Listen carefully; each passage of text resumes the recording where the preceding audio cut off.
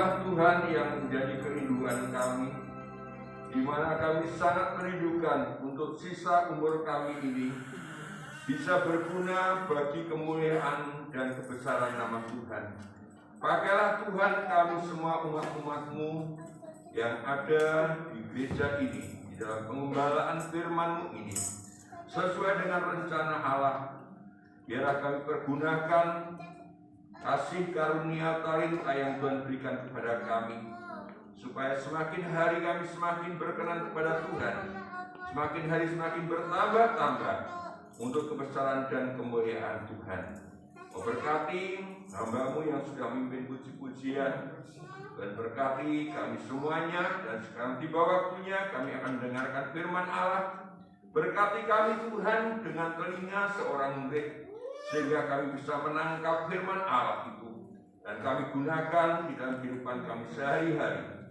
Biarlah kami semakin hari semakin murni Tuhan, seperti roti yang tidak ada raginya. Dan kasih kemurahan-Mu memakai hamba-Mu dalam menyampaikan firman pada malam hari ini. Terima kasih Tuhan, dalam nama Tuhan Yesus Kristus kami yang siap mendengarkan firman Allah berkata bersama-sama, amin. Puji nama Tuhan, Bapak Ibu sekalian, Shalom. Selamat malam, selamat beribadah dalam rumah Tuhan ini.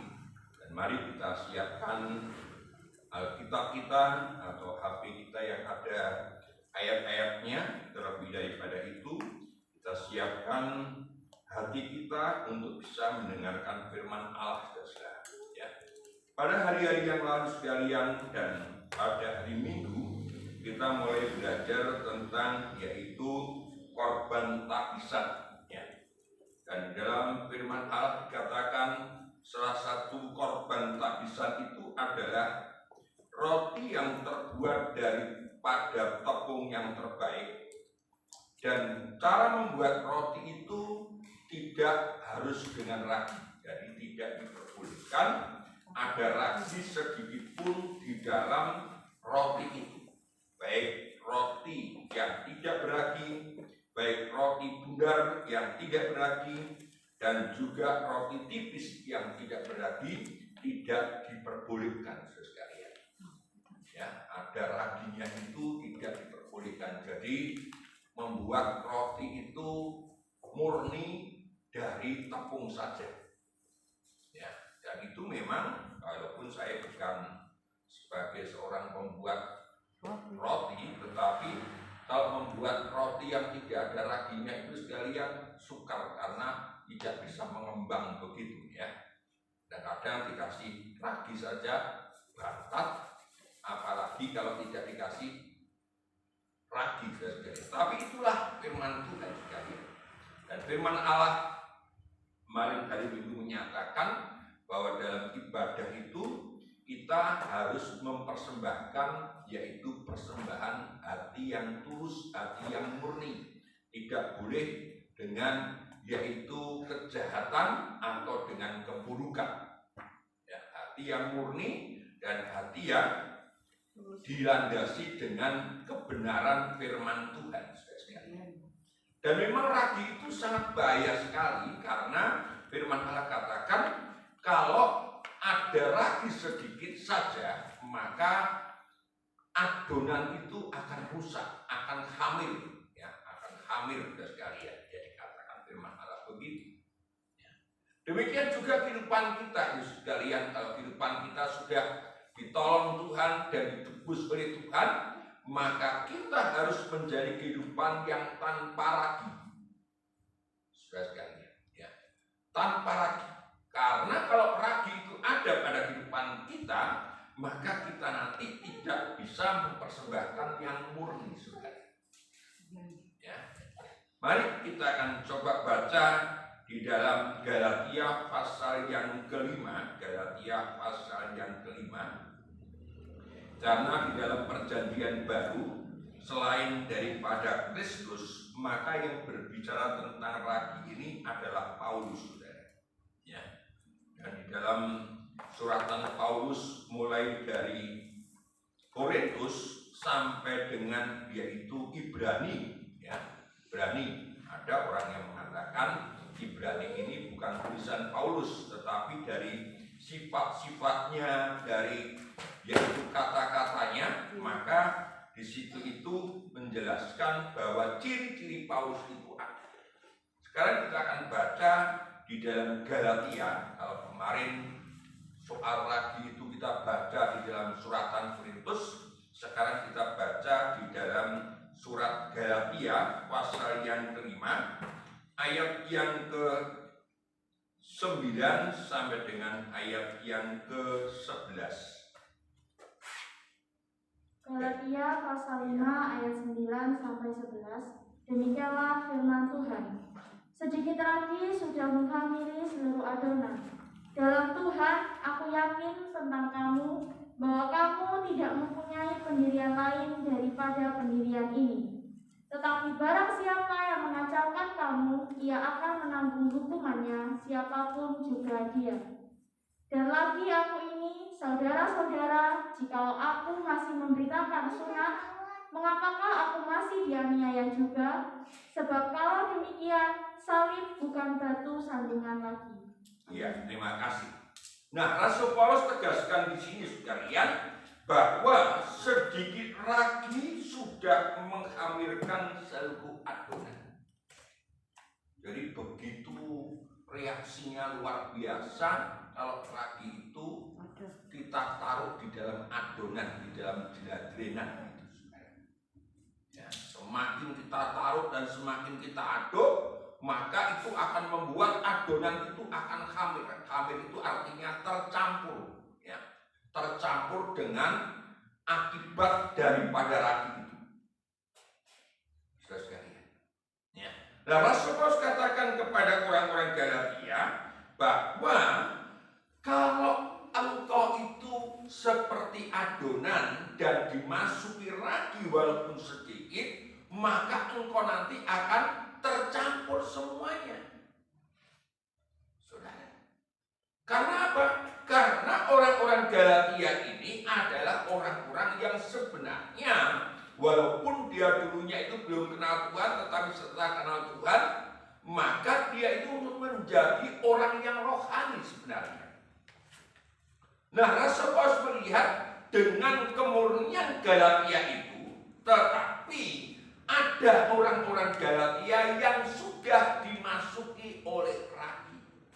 Ragi di sini berbicara tentang bukan, ya ragi itu memang berbicara tentang dosa. Tetapi penyebab dosa yang ada di Galatia itu bukan dosa yang dari seperti yang dikatakan oleh yaitu Korintus, tetapi Galatia ini menyebutkan tentang yaitu dosa yang diakibatkan oleh yaitu pengajaran. Maka dikatakan tadi, sekalian, bahwa ada orang yang menghasut atau mengacaukan. Jadi keadaan Galatia itu sebenarnya keadaan yang sudah bagus, tetapi ada orang yang mengacaukan. Dikatakan ayat 10. Dalam Tuhan aku yakin tentang kamu bahwa kamu tidak mempunyai pendirian lain daripada pendirian ini. Sebenarnya Galatia itu sudah sikapnya sudah benar. Tetapi barang siapa yang mengacaukan kamu, ini adalah ragi. Saudara, ini adalah ragi yang membuat Galatia itu nanti bisa kacau. Ya, kalau rumah tangga itu sudah begitu tentram, sudah begitu bagus, tiba-tiba ada sesuatu yang mengacaukan. Sekarang itu namanya berita hoax atau berita hoax itu. Maka kalau berita hoax itu masuk ke dalam rumah tangga itu akan bisa kacau. Saudara, inilah yang dikatakan oleh Paulus tentang ragi itu. Ya. Dengan ragi itu nanti akan mengacaukan keadaan Galatia. Sehingga kalau Galatia tidak berhati-hati, Galatia tidak akan bisa mendapatkan yang namanya perjanjian Tuhan masuk di dalam kerajaan Allah. Karena dalam kerajaan Allah itu tidak ada dosa. Saudara, ya tadi saya sangat memberikan satu apresiasi kepada Bu Prapto supaya Bu Prapto ini tidak terpancing emosi Ibu Prapto itu juga menjaga supaya tidak merusak tubuhnya dengan apa? Merusak rohaninya dengan emosi tadi. Walaupun hanya sedikit saja, siapa tahu terpancing itu. Iya. Ya. Jadi inilah yang harus kita perhatikan, saudara. Coba kita baca ayat atasnya, ayat 1 sampai dengan ayat yang ke-8. Ini kita akan belajar untuk bisa mempertahankan sesuatu yang sudah kita terima, saudara. Galatia pasal 5 ayat 1 sampai dengan ayat yang ke-8. Demikianlah firman Tuhan, kemerdekaan Kristen. Supaya kita sungguh-sungguh merdeka, Kristus telah memerdekakan kita. Karena itu berdirilah teguh dan jangan mau lagi dikenakan kuk perhambaan. Sesungguhnya aku, Paulus, berkata kepadamu, jikalau kamu menyinapkan dirimu, Kristus sama sekali tidak akan berguna bagimu. Sekali lagi aku katakan kepada setiap orang yang menyunatkan dirinya, bahwa ia wajib melakukan seluruh hukum Taurat. Kamu lepas dari Kristus jikalau kamu mengharapkan kebenaran oleh hukum Taurat, kamu hidup di luar kasih karunia. Sebab oleh roh dan karena iman, kita menampilkan kebenaran yang kita harapkan. Sebab bagi orang-orang yang ada di dalam Kristus Yesus, hal bersunat atau tidak bersunat tidak mempunyai sesuatu arti, hanya iman yang bekerja oleh kasih. Dahulu kamu berlomba dengan baik. Siapakah yang menghalang-halangi kamu sehingga kamu tidak menuruti kebenaran lagi? Ajarkan untuk tidak menurutinya lagi, bukan datang dari Dia yang memanggil kamu. Nah, Amin. ini saudara, ya jelas sekali bahwa Rasul Paulus katakan kepada orang-orang Galatia supaya berdiri teguh. Artinya jangan sampai kehidupan kita itu gampang diombang-ambingkan oleh ragi tadi. Ragi ini berbicara tentang ajaran-ajaran. Mungkin nanti hari Minggu kita bisa mendengarkan yang disebutkan ajaran itu ada namanya ragi Herodes, ragi Farisi, ada ragi Saduki. Saudara sekalian, ya, itu merupakan ragi-ragi yang akan menggoyahkan iman kita.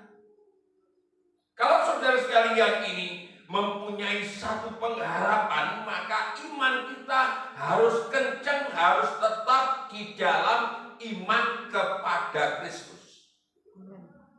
Kalau orang-orang Galatia dikatakan sini, saudara sekalian, ya, sekali lagi aku katakan kepadamu, setiap orang yang menyunatkan dirinya wajib dia melakukan seluruh hukum Taurat. Kamu lepas dari Kristus jika kamu mengharapkan kebenaran oleh hukum Taurat. Kamu hidup di luar kasih karunia. Sebab bagi orang-orang yang ada dalam Kristus Yesus, hal bersunat atau tidak bersunat tidak mempunyai sesuatu arti, hanya iman yang bekerja oleh kasih. Perhatikan. Jadi kalau kita ini sudah hidup di dalam Kristus, maka jangan sampai kita itu dimasuki ragi. Terutama dikatakan sini adalah ragi hal sunat.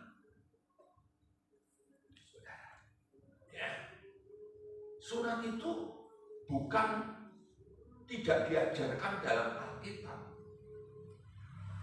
Ya, sunat itu memang perjanjian itu diberikan kepada Abraham karena firman Allah katakan kalau anak laki-laki atau laki-laki yang ada di dalam diri rumah tanggamu atau orang Israel itu tidak disunat, maka akan dibunuh oleh Tuhan. Jadi waktu itu sunat itu dikatakan merupakan satu bentuk yang nyatanya adalah berbicara soal keselamatan.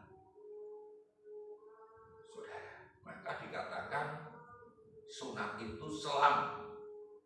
Selam itu artinya selamat.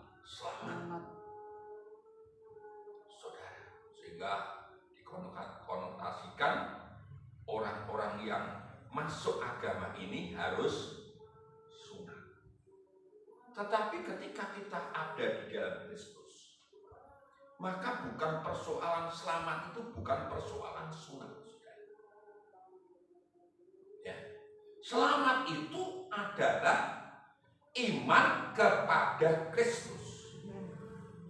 Kalau toh anak kita itu laki-laki, anak saya laki-laki juga saya sunatkan. Maksud saya sunat itu bukan seperti yang mereka ikuti, wong kayak sunat anakku ya, bukan begitu. Tetapi hanya berdasarkan soal masalah kesehatan saja. Sudah. Ya. Jangan sampai kita itu mempunyai satu pemikiran sehingga pemikiran kita kepada Kristus yang sudah murni itu lalu dimasuki oleh ajaran-ajaran lain sehingga iman kita goyah. Ini adalah berbentuk namanya ragi. Sudah. Ketika iman kita goyah dan kita mulai mengikuti aturan itu, maka disitulah saudara sekalian dan saya ini mulai tidak akan bisa masuk di dalam kerajaan surga. Karena sudah tercampur. Saudara, ya. Kalau kehidupan kita ini sudah tercampur dengan aturan-aturan dunia atau oleh yaitu aturan-aturan hukum Taurat, bukan berarti saudara sekalian meninggalkan hukum Taurat, tidak. Tetapi hukum Taurat itu sudah digenapkan di dalam Yesus Kristus. Ini harus kita tahu. Saudara, seperti kita hari-hari ini berbicara tentang korban tabisan. Kalau kita itu mematuhi hukum Taurat, ya memang kita harus mengadakan itu. Tetapi kalau kita mengadakan itu berarti Kristus itu tidak berguna untuk kita, saudara. Tetapi karena kita sudah yakin Kristus menggenapkan hukum Taurat, sehingga kita tinggalkan hukum Taurat itu digenapkan di dalam Yesus Kristus, termasuk juga masalah sunat. Saudara, di dalam Alkitab kita diajarkan sunat itu adalah sunat telinga dan sunat hati. Ini sunat yang diajarkan oleh Tuhan. Sunat telinga, sunat hati itu artinya kita itu sungguh-sungguh mau mendengarkan firman Allah dengan telinga rohani. Kalau saudara sekalian sunat telinga, tetapi saudara sekalian tidak bisa mendengarkan firman Allah itu yang benar, hanya masuk telinga kanan, keluar telinga kiri, itu namanya kita belum sunat telinga. Sunat telinga itu artinya kita bisa menangkap firman Allah. Dan firman Allah itu masuk dalam hati, di mana hati kita nanti akan disucikan oleh kuasa firman Tuhan. Itu namanya baru kita sunat rohani. Saudara. Nah, saudara sekalian yang sudah dibebaskan oleh Kristus, maka kita tidak diperbolehkan lagi, yaitu mengambil kesempatan supaya ragi itu menghamili kita. Saudara, ini berbicara sebenarnya adalah berbicara pengajaran yang salah itu sangat akan mempengaruhi kehidupan kita. Galatia pasal 1, Galatia pasal 1 sekalian. Galatia pasal 1 ayat 6 sampai dengan ayat yang ke-10. Galatia pasal 1 ayat 6 sampai 10. Hanya satu Injil. Aku heran bahwa kamu begitu lekas berbalik daripada Dia yang oleh kasih karunia Kristus telah memanggil kamu dan mengikuti suatu Injil lain yang sebenarnya bukan Injil. Hanya ada orang yang mengacaukan kamu dan yang bermaksud untuk memutarbalikkan Injil Kristus. Tetapi sekalipun kami atau seorang malaikat dari surga yang memberitakan kepada kamu suatu Injil yang berbeda dengan Injil yang telah kami beritakan kepadamu, terkutuklah dia. Seperti yang telah kami katakan dahulu, sekarang kukatakan sekali lagi, jikalau ada orang yang memberitakan kepadamu suatu Injil yang berbeda dengan apa yang telah kamu terima, terkutuklah dia. Jadi bagaimana sekarang? Adakah ku cari kesukaan manusia atau kesukaan Allah? Adakah ku coba berkenan kepada manusia? Sekiranya aku masih mau mencoba berkenan kepada manusia, maka aku bukanlah hamba Kristus. Nah, ini saudara ya. Jadi Rasul Paulus jelas sekali mengatakan di sini hanya ada satu Injil. Maka dikatakan hanya satu Injil, I-nya I besar, sedangkan yang dikatakan memutarbalikkan sebenarnya bukan Injil, tetapi Injil yang lain, I-nya I kecil. Jadi Injil buatan manusia. Injil buatan manusia itu adalah Injil yang menyenangkan hati manusia. Saudara, kalau saya sebagai hamba Tuhan lalu membicarakan atau memberitakan firman Allah yang hanya menyenangkan hati jemaat, berarti saya juga akan mendapatkan kutukan daripada Tuhan. Karena Injil yang benar itu adalah Injil yang membawa kehidupan kita untuk diperbarui dan bisa membawa kehidupan kita ini masuk di dalam kerajaan surga. Dan untuk masuk kerajaan surga itu memang kita harus mau dikoreksi oleh Tuhan, saudara. Diresiki. Karena dalam kerajaan surga itu semuanya adalah suci. Saudara, saya sangat berbahagia jika saudara sekalian ketika bersaksi mengatakan saya ini sudah terkena firman Tuhan. Itu saya berbahagia, berarti Injil yang saya beritakan oleh kemurahan Tuhan itu masuk di dalam hidup saudara sekalian. Tetapi ketika sekalian tanpa kesaksian saudara tetap hidup seperti itu, sebenarnya saya bertanya sama Tuhan, ya memang saudara sekalian itu adalah urusan saudara sih. Tetapi ketika saya memberitakan firman Allah, seorang hamba Tuhan memberitakan firman Allah dan untuk menyenangkan hati manusia, maka suatu saat saya harus bertanggung jawab kepada Tuhan. Ketika saudara sekalian menghadap dalam pertanggungan jawab, Tuhan katakan, kamu dulu kan gak pernah mendengar firman-firman yang menyucikan. Berarti salah itu adalah darahnya saya tanggung. Saya tidak mau begitu. Tergantung kita. Tergantung kita apakah kita itu mau merasakan firman yang benar atau tidak. Galatia pasal 3, sekalian, perhatikan baik-baik hal ini. Ayat 1 sampai dengan ayat yang ketiga atau sampai dengan ayat yang keempat. Galatia pasal 3 ayat 1 sampai 4. Demikianlah firman Tuhan. Dibenarkan oleh karena iman. Hai orang-orang Galatia yang bodoh, siapakah yang telah mempesona kamu? Bukankah Yesus Kristus yang disalibkan itu telah dilukiskan dengan terang di depanmu? Hanya ini yang hendak ketahui daripada kamu. Adakah kamu telah menerima Roh karena melakukan hukum Taurat, atau karena percaya kepada pemberitaan Injil? Adakah kamu sebodoh itu? Kamu telah mulai dengan Roh, maukah kamu sekarang mengakhirinya di dalam daging? Sia-siakah semua yang telah kamu alami sebanyak itu? Masakan sia-sia. Nah, ini saudara, ya Rasul Paulus berkata di sini. Saya kalau bisa membaca perasaan Paulus, ini perasaan Paulus sangat gelisah, sangat sedih, karena Paulus ini sudah memberitakan firman Allah lama, tetapi tetapi sidang jemaat Galatia itu dikatakan terpesona dengan Injil yang lain. Jadi sudah ikut Tuhan itu lama sekali, tiba-tiba ada orang yang memberitakan bukan Injil, lalu jemaat itu terpesona sehingga Rasul katakan di sini, adakah kamu sebodoh itu? Kamu telah memulai dengan Roh, maukah kamu sekarang mengakhiri di dalam daging? Nah ini saudara.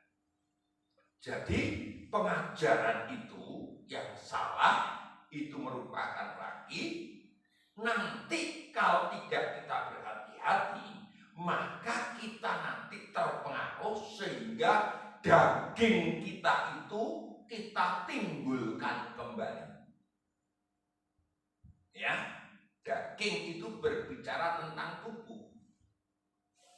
Saudara, tubuh kita yang sudah ditebus oleh Kristus, ya, dalam suratan Roma katakan seluruh anggota tubuh kita ini dulu adalah hamba dosa, sekarang menjadi hamba kebenaran. Tapi ketika kita terima pengajaran yang salah, maka kita kembali membawa daging atau tubuh kita itu kita mengikuti keinginannya daging itu. Ini bahayanya, saudara.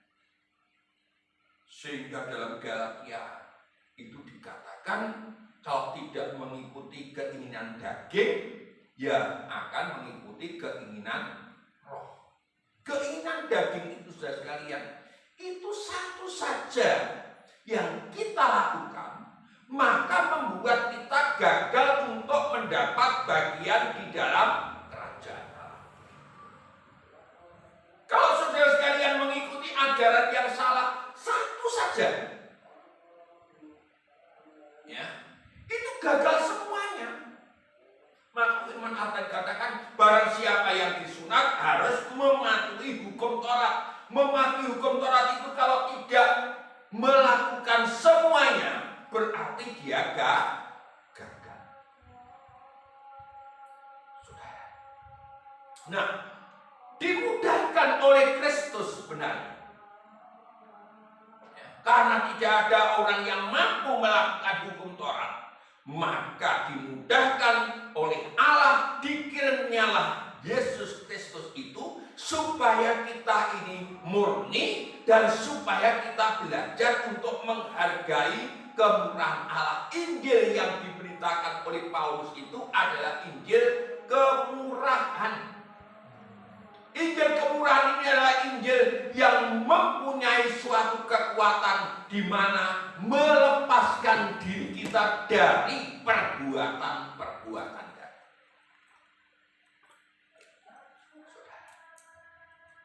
Harus mulai belajar ke sana. Karena apa? Karena ajaran-ajaran atau ragi itu memang menjurus supaya kita itu berbuat dosa dengan mengikuti keinginan daging. Contohnya sekarang sekalian, ya, ada ajaran yang mengajarkan supaya kita itu tidak perlu yaitu ke gereja. Memang pada zaman sebelum pandemi ini memang ada ajaran namanya ajaran saksi Yehova. Itu mengajarkan kita nggak usah ke gereja. Maka mereka itu nanti yang menjadi hamba-hamba Yehova itu nanti yang akan mengajar di rumah-rumah kita. Saudara, itu ajarannya begitu. Karena apa? Oh, kita itu kan rumah Allah. Dikatakan begitu. Kita itu rumah Allah. Jadi saudara sekalian sendiri adalah rumah Allah. Kita itu adalah gereja. Memang gereja itu sebenarnya bukan gereja itu bangunan ini, tidak. Gereja itu artinya gereja itu adalah seseorang yang telah dipanggil keluar dari kegelapan. Nah, itu diajarkan. Nah, sekarang setelah banyak pengikutnya, baru mereka itu mendirikan bukan gereja tetapi namanya balai kerajaan. Nah, akhirnya setelah punya banyak pengikut, mereka mendirikan balai kerajaan. Dan saya sebagai FKUB, ya, ketika disuruh meresmikan itu, saya katakan itu bukan gereja. Itu bukan gereja. Ada di Banyuwangi sana sekalian kelompok itu sudah mulai mendirikan itu, saya katakan itu bukan gereja. Loh, mereka kan ada di bawah naungan Departemen Agama Kristen. Iya, tetapi dia bukan gereja. Dan mereka tidak percaya Yesus Kristus.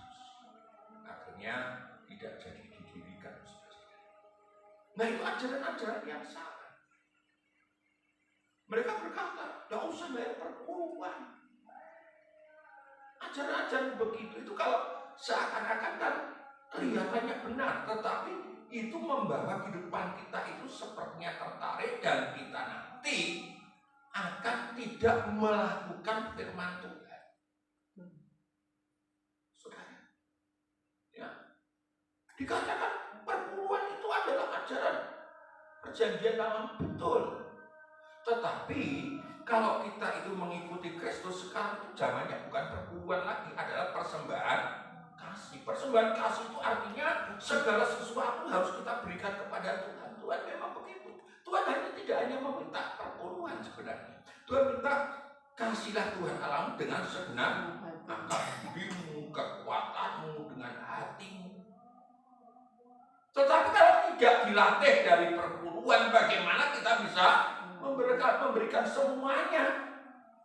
Perpuluhan saja tidak bisa. Nah, Tuhan ajarkan perpuluhan itu maksudnya seperti firman Allah kemarin hari Minggu, yaitu supaya kita itu melepaskan diri dari keterikatan hati kepada uang itu, kepada mammon. Keterikatan hati kita kepada sesuatu yang sebenarnya dipercayakan. Kita harus berhati-hati dalam hal ini. Nah, kita harus berhati-hati sekali supaya hidup kita itu adalah hidup yang sungguh-sungguh berkenan kepada Tuhan. Nah, di dalam firman Allah ini sekalian, ya, coba kita lihat apa yang diajarkan oleh Yesus sekalian.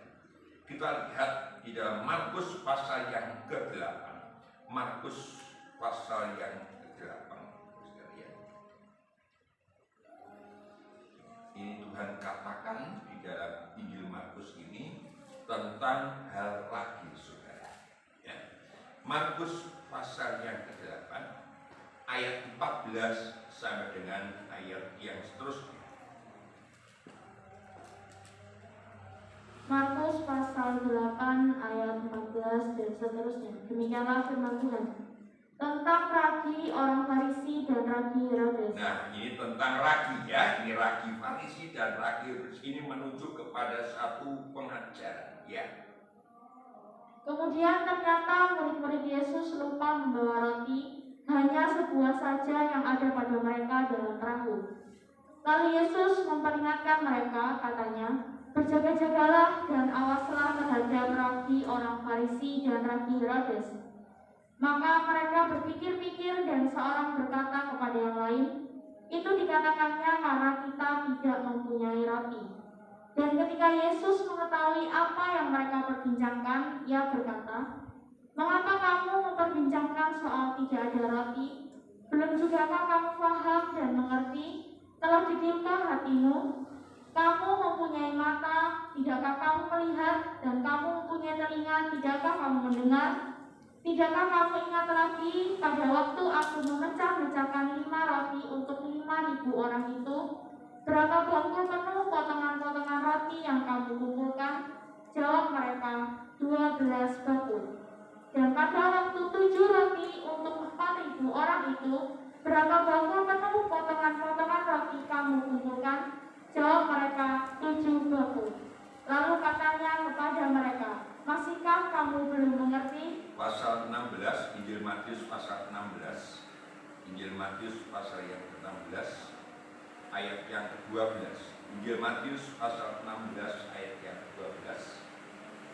Ketika itu barulah mereka mengerti bahwa bukan maksudnya supaya mereka waspada terhadap ragi roti, melainkan terhadap ajaran orang Farisi dan Saduki. Nah, amin. saudara, ya, jadi Tuhan jelas berkata tentang ragi itu bukan soal roti.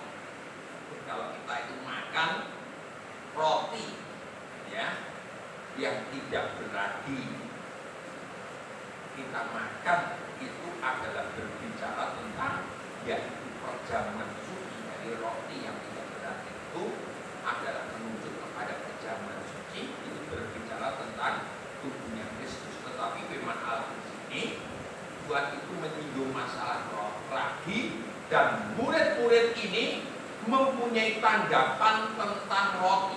Nah, perhatikan ini, saudara. Banyak sekali kehidupan anak-anak Tuhan itu yang terpincut, terpengaruh, terpikat, terpincut di bahasa Indonesia campur bahasa Jawa, terpikat oleh ajaran-ajaran palsu, itu selalu berkaitan dengan masalah kebutuhan jasmani. Ya, perhatikan baik-baik ini. Banyak anak Tuhan yang meninggalkan ajaran yang benar karena hanya masalah kebutuhan Udah, kamu nggak usah ikut dia, nggak usah ikut dia. Setelah ikut aku aja, nanti tak ginikan. Apalagi kalau seorang perempuan, ya, perempuan remaja, perempuan pemudi perempuan, yang pemudi perempuan itu atau pemudi, ya, lalu sudah mulai berpikiran, waduh, aku nggak kayak orang Kristen, ojo-ojo aku gak bisa stok ini, gak payu-payu, maka mulai yaitu meninggalkan, yaitu Tuhan Yesusnya oleh karena kebutuhan jasmani. Ini Tuhan tetapkan begitu. Ya. Ini Tuhan tetap. Oleh sebab itu, kita sebagai anak-anak Tuhan itu pilihan kita ya, tinggal dua saja. Apakah kita mengikuti keinginan daging lalu kita tidak masuk di dalam kerajaan surga? Apakah kita tinggalkan keadaan daging atau keinginan daging dan kita boleh hidup bersama-sama dengan Tuhan di dalam kerajaan surga? Hanya itu saja, saudara. Jangan sampai saudara sekalian terpikat di sini. Kalau saudara sekalian pengen tidak terpikat, katakan neng donya kuwi pira lawase, neng donya kuwi mau mampir mau. Itu nanti membawa kehidupan saudara sekalian itu luar biasa. Mari kita belajar, walaupun mungkin kita tidak berkenan kepada manusia, ada masalah sudah. Yang penting kita berkenan kepada Tuhan. Dengan berkenan kepada Tuhan, saudara sekalian mendapatkan kehormatan, mendapatkan berkat itu bukan datang dari manusia, tetapi cara Tuhan menggerakkan berkat, menggerakkan kehormatan itu dengan caranya Tuhan itu sangat luar biasa. Kan banyak sekali. Saya sekalian kadang-kadang kadang-kadang pikiran saya itu, tetapi dari situ saya bisa mengatakan hal yang luar biasa.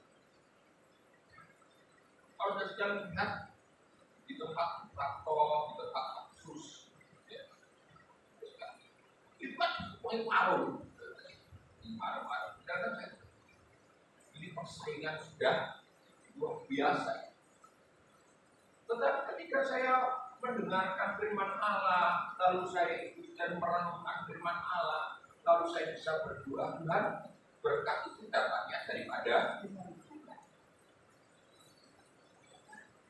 berkat itu datangnya daripada Tuhan. Bahkan firman Allah katakan Tuhan mengirimkan berkat kepada orang yang dikasihi pada waktu tidur. Itu Tuhan bisa mengirimkan berkat, saudara. Dengan demikian terus saya mempunyai Tuhan, saya bersyukur kalau mempunyai Allah yang dahsyat dan Allah yang gitu. Yaitu sebagai hamba Tuhan kan saya itu perlu. Pakai kalau hujan gini bukan top, ya terus saya tidak berat.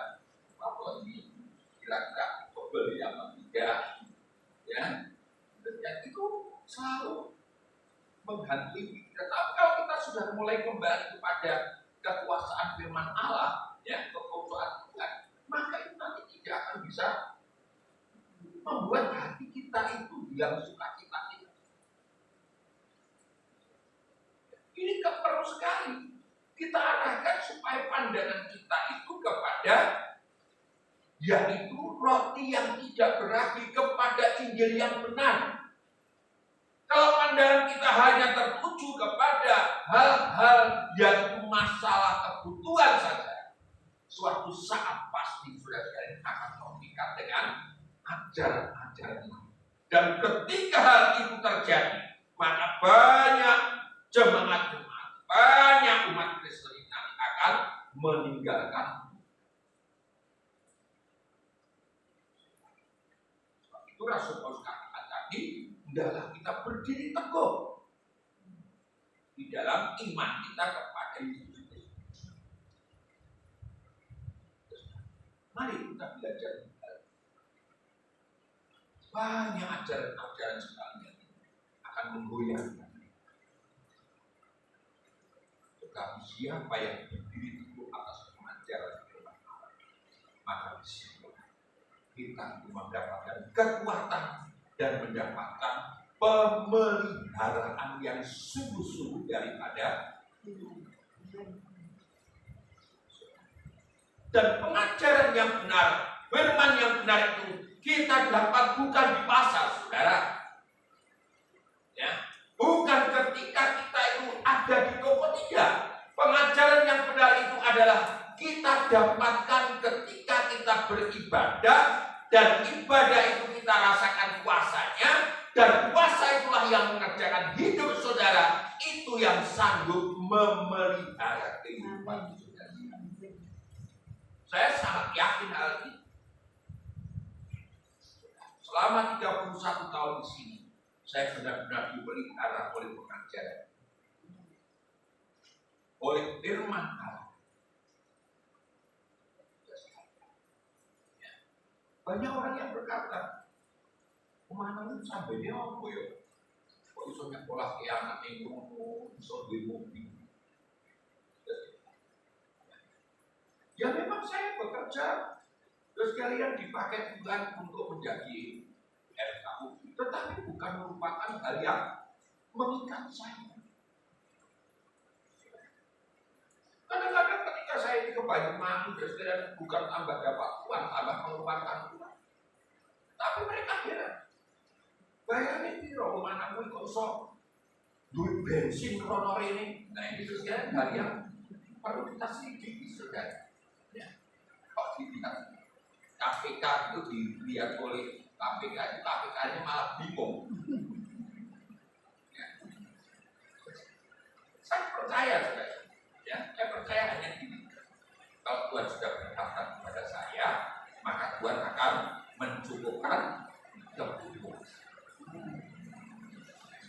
Hanya itu saja. Kalau Tuhan kasih mobil, ya Tuhan akan berikan bensin. Kalau Tuhan berikan demikian, ya saya Tuhan kasih memberikan demikian. Asal kita tetap berpegang kepada pengajaran firman Allah. Maka firman katakan, manusia itu hidup bukan oleh roti saja, tetapi juga hidup oleh karena firman yang keluar daripada mulutnya Allah. Karena firman yang datang dari mulut Allah itu adalah firman yang menciptakan. Nah ini saudara, ya, bedanya Injil yang benar itu adalah Injil dan Injil lain. Kalau Injil yang benar itu adalah Injil yang menciptakan. Tetapi kalau Injil yang tidak benar atau rabi itu adalah mengacaukan. Nah, jadi kalau saudara sekalian menerima Injil yang benar, pasti dalam kehidupan saudara ada yang terciptakan. Tetapi ketika kita terima Injil yang tidak benar, justru rumah saudara sekalian akan mendapatkan satu kekacauan. Kan berita bahwa berita yang tidak membawa kesejahteraan. Berita buat itu adalah berita yang mengacaukan. Nah, jadi itu.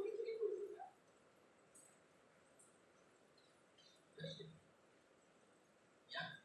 Injil yang benar membawa dampak yang luar biasa. Yesaya pasal yang ke-32. Yesaya pasal yang ke-32. Zina. Ya. Mulai belajar untuk bisa meyakini bahwa firman yang kita terima itu adalah firman yang sungguh-sungguh kita memberikan hal yang dampak positif. Yesaya pasal yang ke-32 ayat yang ke-17 sampai dengan ayat yang ke-20. Yesaya pasal 32 ayat 17 sampai 20. Demikianlah firman Tuhan. Di mana ada kebenaran, di situ akan tumbuh damai sejahtera, dan akibat kebenaran ialah ketenangan dan ketentraman untuk selama-lamanya. Bangsaku akan diam di tempat yang damai, di tempat tinggal yang tentram, di tempat peristirahatan yang aman. Terus? Hutan akan runtuh seluruhnya, dan kota akan direndahkan serendah-rendahnya. Berbahagialah kamu yang boleh menabur di segala tempat di mana terdapat air, yang dapat membiarkan sapi dan keledainya pergi kemana-mana. Pasal 33 ayat yang ke-15. Pasal 33 ayat 15. Orang yang hidup dalam kebenaran, yang berbicara jujur, yang berbicara dengan jujur, yang menolak untuk hasil pemerasan, yang mengebaskan tangannya supaya jangan menerima suap, yang menutup telinganya supaya jangan mendengarkan rencana penumpahan darah, yang menutup matanya supaya jangan melihat kejahatan. Dialah seperti orang yang tinggal aman di tempat-tempat tinggi, bentengnya ialah kubu di atas bukit batu, rotinya disediakan, air minumnya terjamin. Nah ini saudara, ya. Jadi kalau saudara sekalian ada kebenaran dalam hidup saudara, tandanya akan tercipta yang namanya damai sejahtera, ada ketenangan, ada ketentraman, dan ada pemeliharaan. Saudara, orang yang hidup dalam kebenaran itu dikatakan orang itu akan berbicara jujur, akan menutup telinganya. Nah ini saudara, orang yang ada dalam kebenaran akan menutup telinganya dari berita-berita yang tidak benar, membuat kita takut. Yang demikian itu dikatakan dibentengi oleh kubu yang terbangun tinggi. Rotinya dan airnya disediakan dan terjamin. Jadi hidup di dalam firman Allah itu sangat luar biasa. Nah, sebab itu Rasul Paulus katakan, alangkah bodohnya kamu orang-orang Galatia yang sudah memulai dengan rohani tetapi mengakhiri dengan daging. Kadang-kadang saya itu sekalian sangat kasihan. Ya, banyak anak Tuhan yang dulunya kecil setia. Sudah sekali. Tetapi pada akhirnya hidupnya itu tidak bagus karena dia meninggalkan pengajaran.